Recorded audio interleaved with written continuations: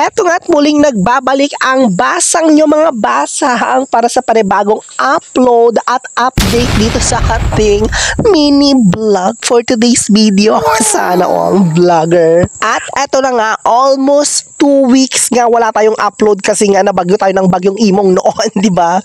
Kaya ang daming mga natumbang kahoy. Tapos hindi na ako nakapasok kasi nga mga basang ko. Tara na mag-uling tayo para naman kahit paano may mangyari sa mga naputol na kahoy na pinutol ni Imong, na tinumba talaga ni Imong. Kaya naman, pass muna tayo sa pagiging hairdresser, sa paglaro ng gandahan sa salon, kasi nadudumihan muna natin yung aking pagmumuka kahit madumi naman talaga. At tara na nga mga basang ko, punta na natin si Habi My Loves. Ay sana, may Habi. Para tulungan natin magputol ng mga natumbang kahoy na tinumba ni Bagyong Imong. Ayan. Gagawin nating pera yung mga naputol at mga natumbang kahoy nung bagyo. Ayan mga basang ko, tingnan nyo naman yung mga kahoy na tinumba ni Bagyong Imong. Ayan, naayos na ni Habi My Love Sweet. Yung mga puno. Kaya naman magbubuhat tayo. Ayan. Sana all nagbubuhat. At alam nyo ba, nung pagkatapos ng Bagyong Imong mga basang ko, yung lugar namin, no, grabe, almost 2 weeks walang kuryente. At kung nagtataka nga kayo mga basang ko kung bakit ganito yung boses ko, alam nyo naman, singer ang kabasang nyo. Charot. Hindi, kasi nga ganito.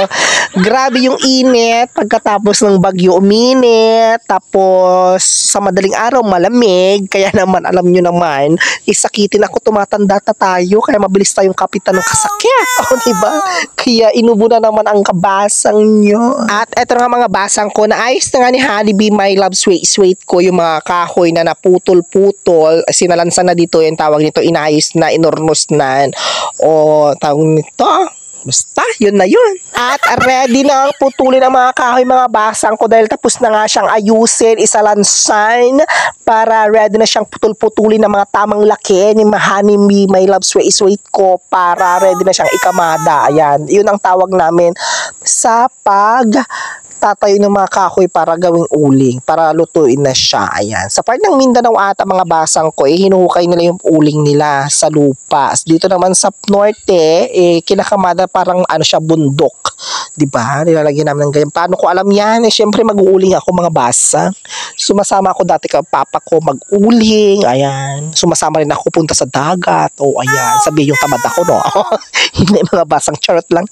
Ayun, alam ko lahat yan. Ayan. Tanungin nyo lahat sa akin. Alam ko lahat yan. Galawang pang Ernie Baron ang galawan ko dito. At eto nga mga basang ko, luto ng ating uling. Pwede nang kumain. Ayan, malapit na siyang maluto mga basang ko. Yan na yung finished product li. Ayan, para sa mga mag-uuling.